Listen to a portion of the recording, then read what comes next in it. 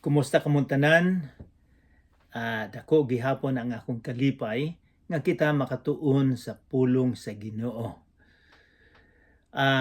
Una sa tanan, magpasalamat lang ako sa mga tawo nga mitabang aron nga kita makatuon sa gisulat ni Juan. Ang atong pagtuon karon makita sa Kapitulo 18. Apan sa dili pa kita magsugod, atong ihatag ang tanan sa atong Ginoong Hesukristo. Magampo kita. Amahan namong langit nun, daghang salamat nga ikaw nahigugma kanamo, nga imong gipadala ang imong bugtong nga anak, aron nga maoy maglukat sa among mga sala. Ginoo, hinaot paunta nga may gugma kami kanimo pag-ayo. Hinaot paunta nga among ihatag ang among kinabuhi nga na kanimo. Hinaot paunta nga kami musunod nga na kanimo. Ginoo, nagahangyo kami nga ang Espiritu Santo maoy magauban kanamo karon. Palihog og abriha among kasing-kasing. Sa ngalan ni Jesus nga among manluluwas. Amen.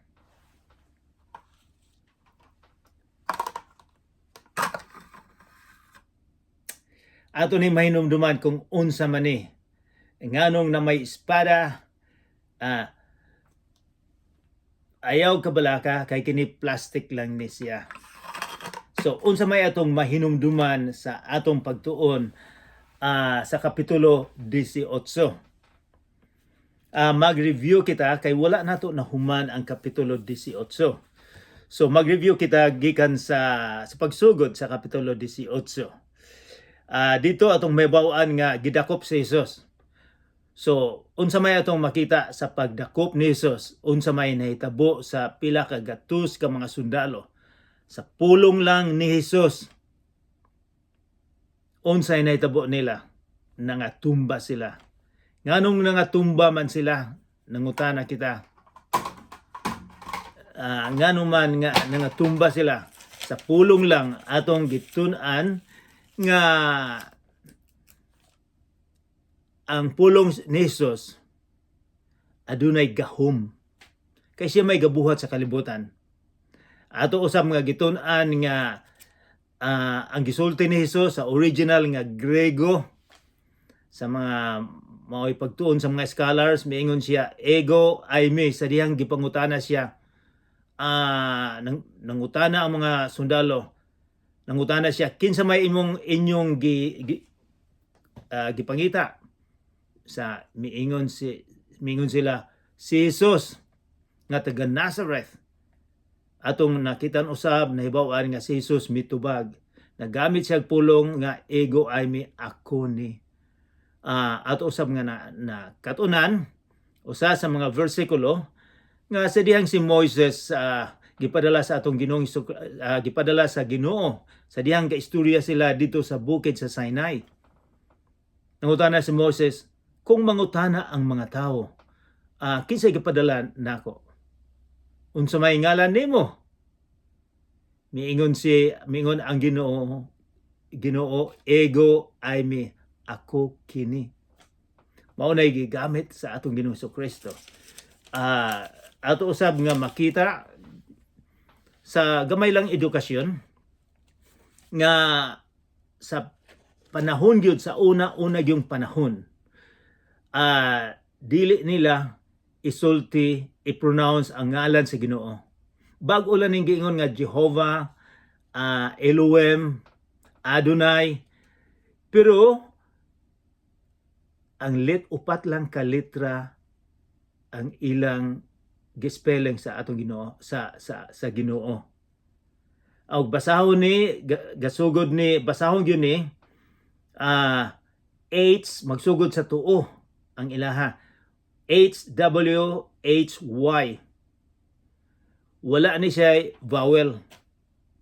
Mo nang gibut sa pagkahuman pila ka gatos katuig gibutangan na lang nila og mga vowel. So pero originally gyud upat lang na siya ka litra.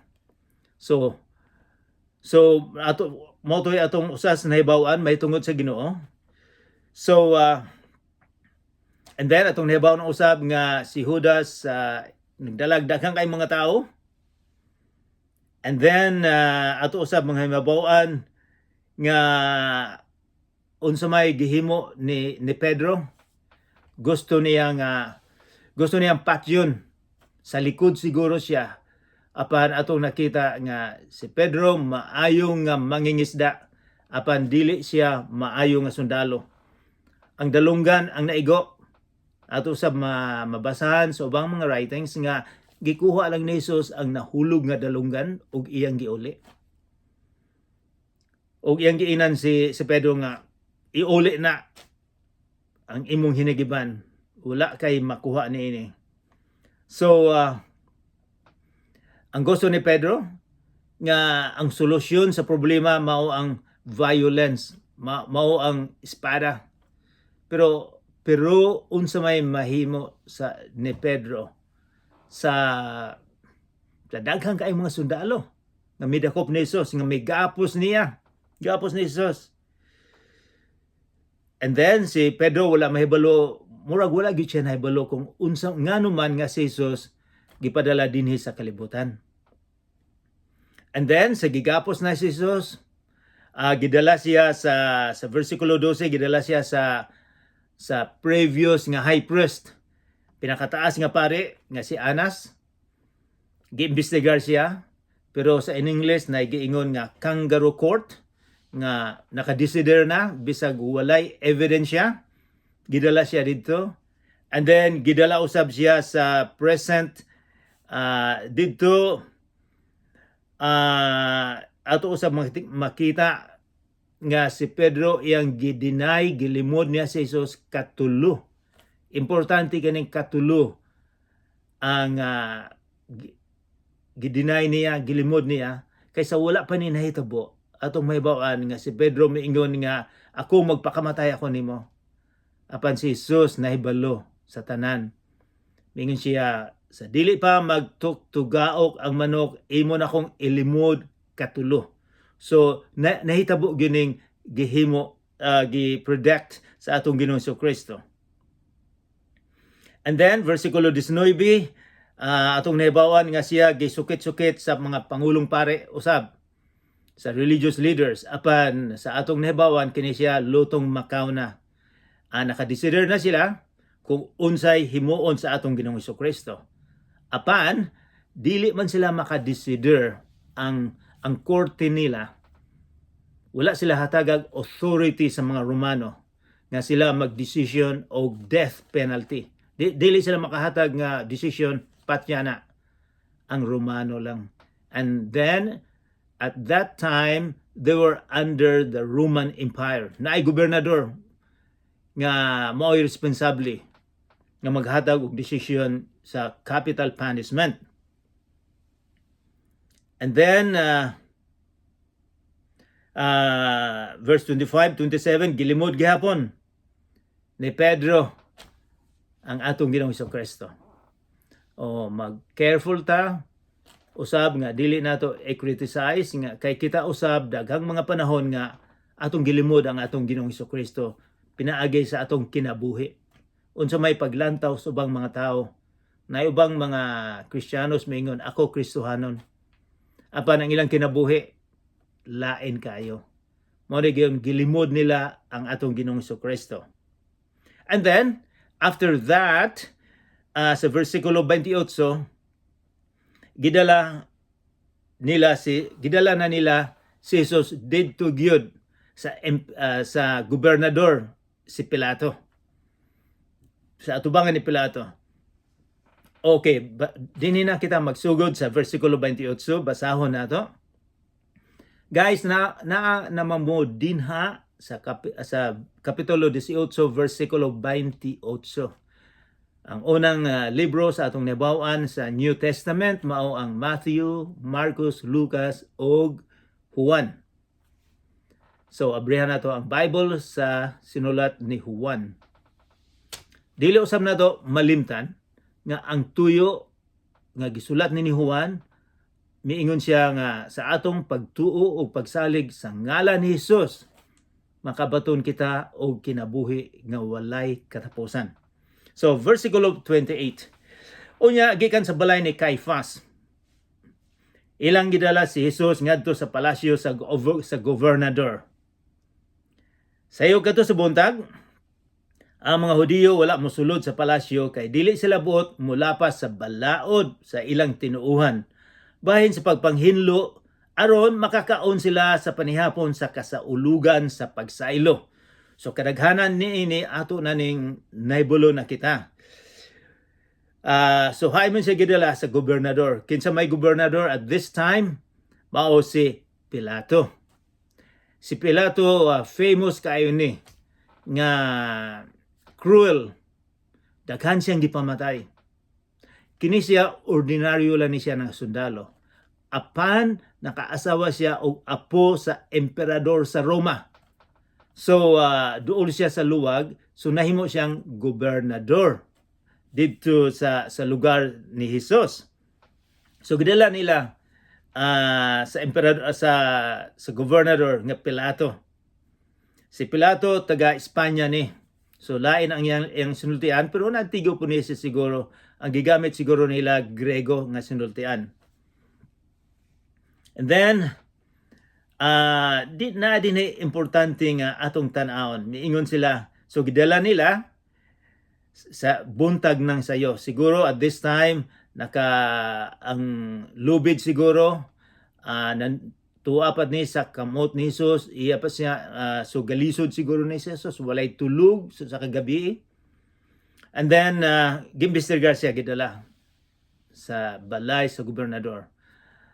Ang mga Hudiyo kini siya nagsaulog sila sa pagsaylo. Sa in English, Passover. Naibalo na kita ni ini nga dako kay ning celebration nila. Karon usa sila maka-adto, maka-appeal ni anang dako kay celebration. Kinahanglan limpyo sila.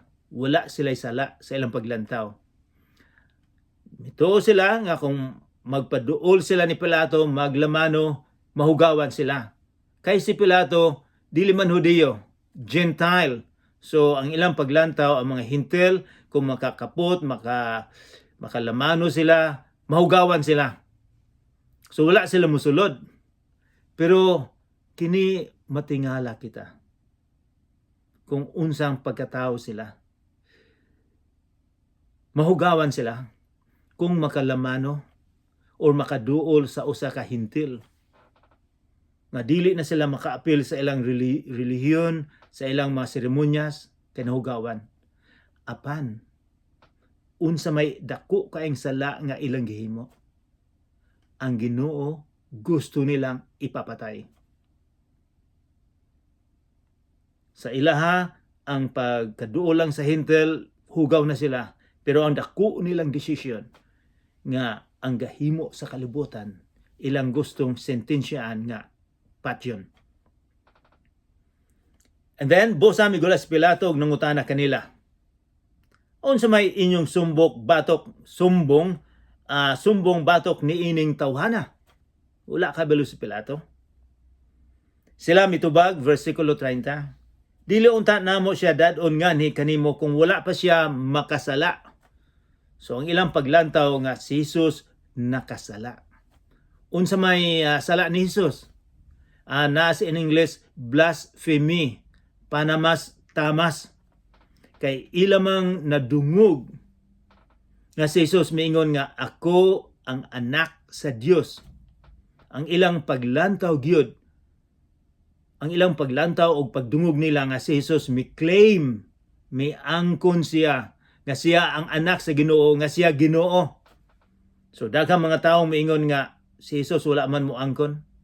Mingon sila, ipakita nimo sa versikulo. Pero kining mga tawhana, ang ilang dako kaayong sumbong dito ni Pilato, mao nga si Jesus mi-claim, miingon gyud nga siya ang Ginoo. So miingon sila nga panamas-tamas. Okay, verse 31. Og si Pilato miingon kanila, Gobernador, dada ninyo siya og hukmi sumala sa inyong balaod. Miingon si Mingon si Pilato, hey, wala ko'y pakialam din na. Wala ko'y panghilabot. Hukma na siya sa inyong balaod. Kay sa unang panahon, adunay balaod ang mga Romano sa Israel. O aduna po'y so ang responsable mao si Pilato. Sa mga relihiyon, ang mga high priest, ang mga Hudiyo ang responsible. So miingon si Pilato, kamoy bahala na kay relihiyon na ninyo, wala ko'y pakialam.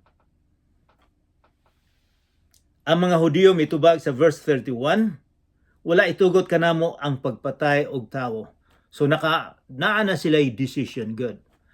Ang tinuod nga ilang gihimo nga dalhon didto sa gobernador aron nga ang gobernador nga si Pilato mag-decider nga ipapatay ang atong Ginoong Jesucristo. Mao na ilang tuyo. 32, nahitabo kini aron matuman ang gisulti ni Jesus sa iyang paghisgot unsang paagiha siya mamatay. So ang tanan gyud nakatakda na ang kinabuhi sa atong Ginoong Jesucristo.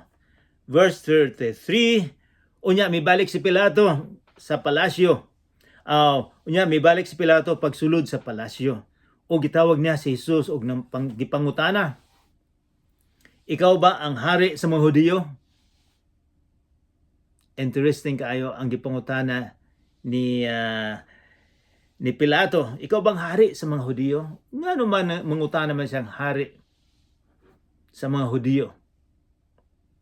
Si Jesus mitubag, imo ba kining kaugalingong pangutana o gisultihan ka ba hinuon sa ubang may tungod kanako?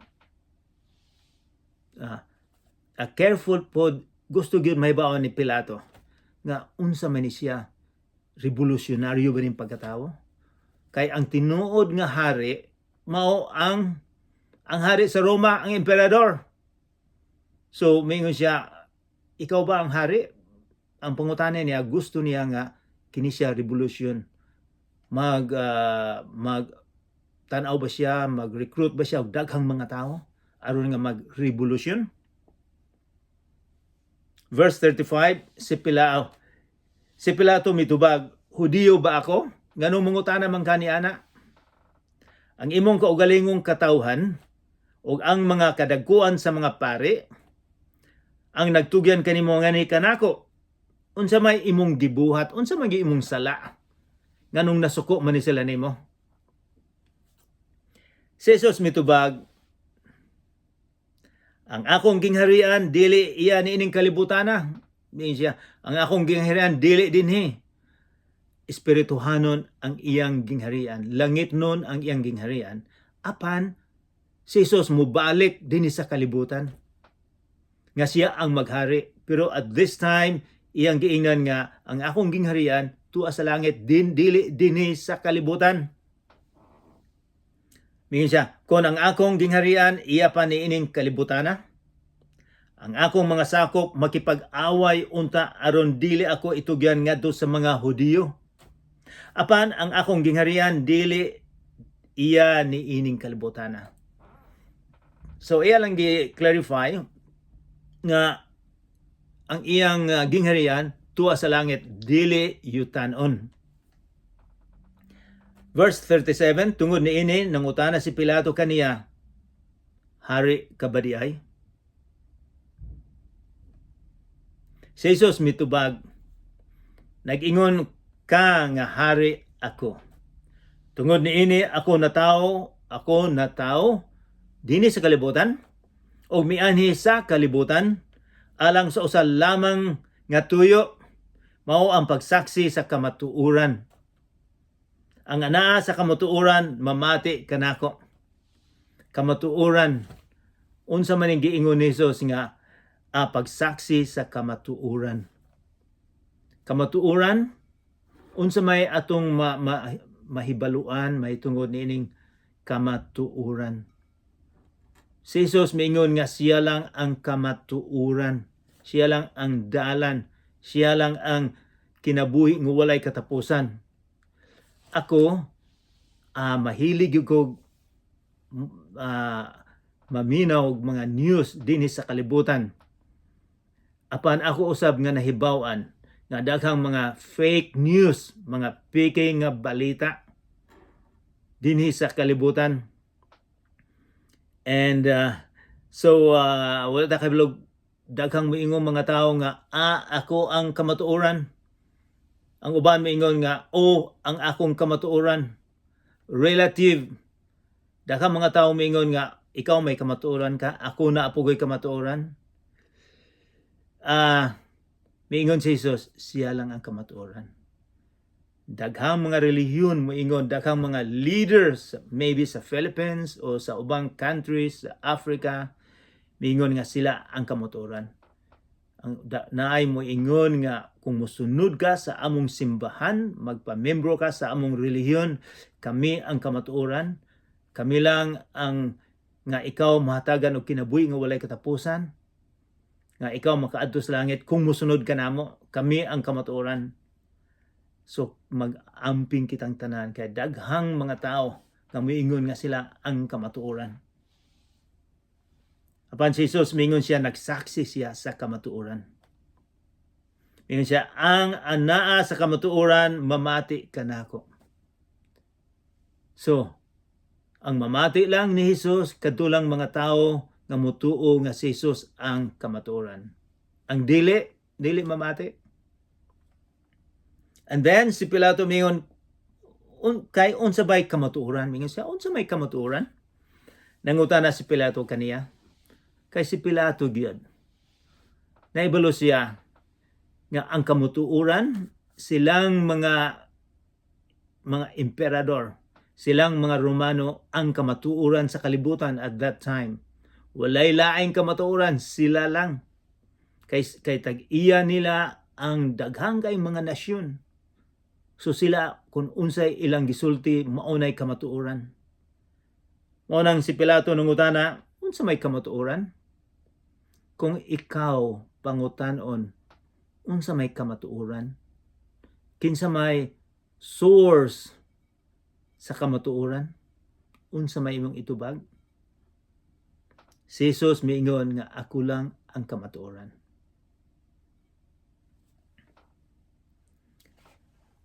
And then unya si Jesus gihukman nga patyon, verse 38. Unya mibalik pagula si Pilato ug giingnan ang mga Hudiyo. Wala ako'y nakaplagang katarungan aron sulutan siya. Yun siya, wala sa iyang investigasyon. Wala siya'y nakita nga si Jesus kinahanglang mamatay tungod kay revolusyonaryo siya. Wala. Mingon siya, wala ko'y nakita. Apan sumala sa inyong nabatasan, miingon siya. Sige. Sumala sa iyong nabatasan, kay mao mo gyud ilang nabatasan sa unang panahon. Sa adlaw nga kanang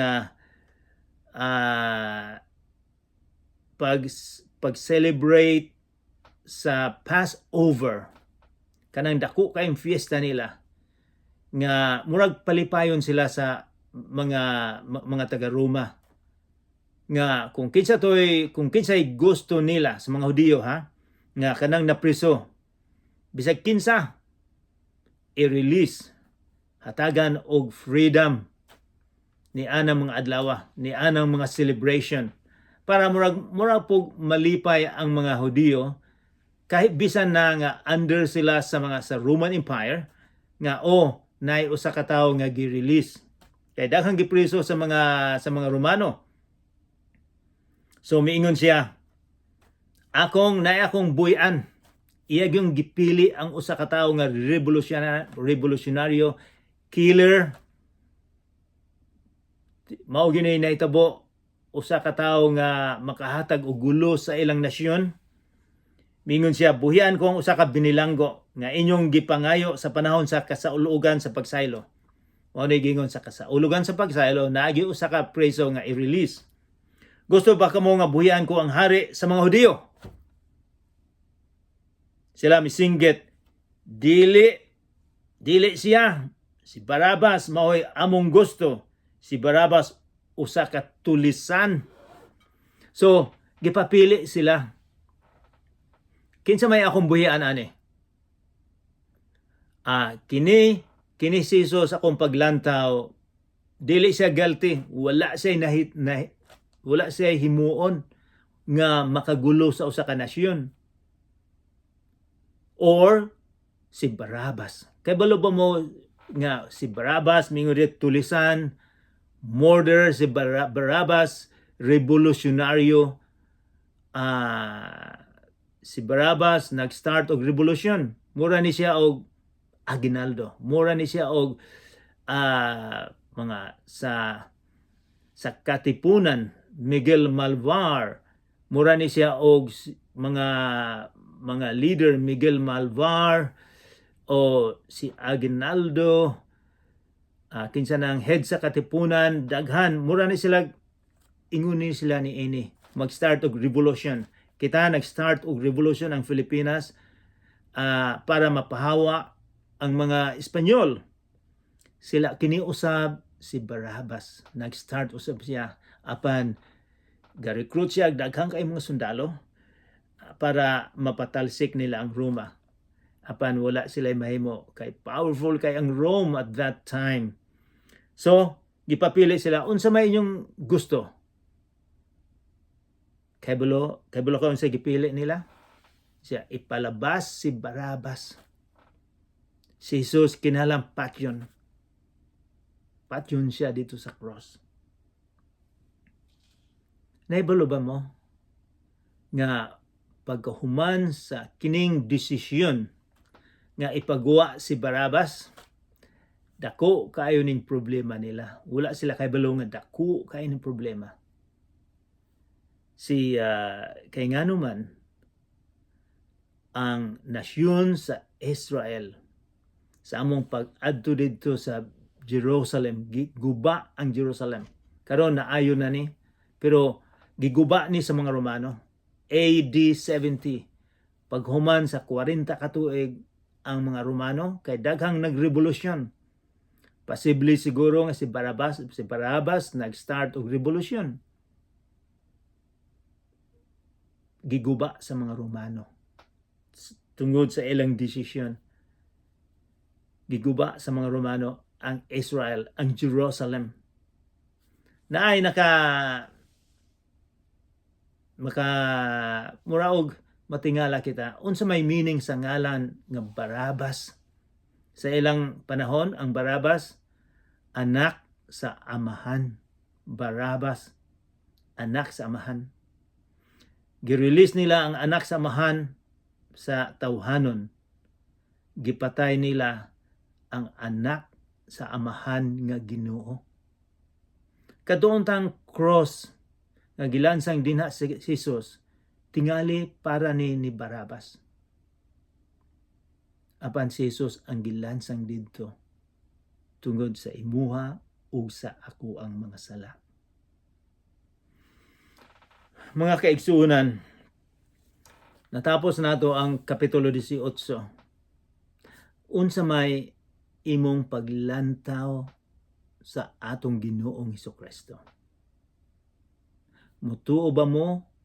Musalig ba mo sa gisulti ni Jesus nga siya lang ang kamatuoran? Nga siya lang ang dalan didto sa langit? Nga mubalik siya diri? Kitang tanan ug ako, kitang tanan nagkasala kita sa kinabuhi. Napalayo ta sa Ginoo.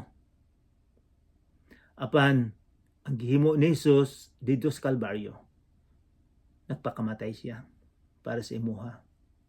Ang gusto nga musalig kita sa iyang gihimo, mutuo kita nga ang iyang gihimo dito sa Kalbaryo makapalimpyo sa atong sala. Musalig kita nga si Jesus lang ang gasulti sa kamatuoran. Wala na ilain, walay relihiyon nga gasulti kamatuoran. Kay tao lang ang gasugod sa relihiyon. Ang atong Ginoong Hesukristo miingon siya lang ang kamatuoran. Unsa may atong buhaton karon? ang kamuturan nagpakamatay alang kanimo ug alang kanako. Hinaot pa unta nga kita musunod nga na kaniya. Mag-ampo kita. Amahan namong langit nun, daghang salamat sa sakripisyo nga imong gihimo dito sa Kalbaryo. Ginoo, pasaylua kami sa among mga sala. Bisan pa nga kining istorya nga among gitun-an karon, murag kada tuig nahibalumi unsay nahitabo kanimo. Apan Ginoo, walay nahitabo sa among kasing-kasing. Hinaot mo nga naay mabag-o ang kasing-kasing namo. Tudloa kami nga kami makasasala. Kung wala ka, walay kinabuhi nga walay katapusan. Ginoo, daghang salamat sa dako kayo nimong gugma nga kanamo. Sa ngalan ni Jesucristo nga among manluluwas. Amen.